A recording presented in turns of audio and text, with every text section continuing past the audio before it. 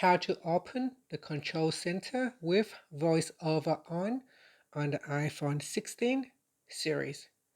Now, to open up the control center, you want to swipe in at the top right hand corner like that. Once you feel the first vibration, you can lift your finger. So let's try it out. So I will swipe in at the top corner. When you feel a vibration, lift your finger and the control center will open.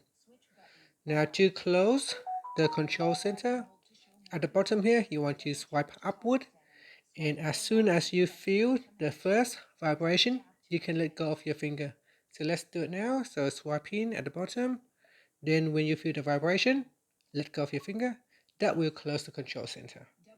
Now you don't have to lift your finger immediately. You can just hold it and then take your time and then lift your finger to open up the control center. So you see, you can hear that it's a lift for home.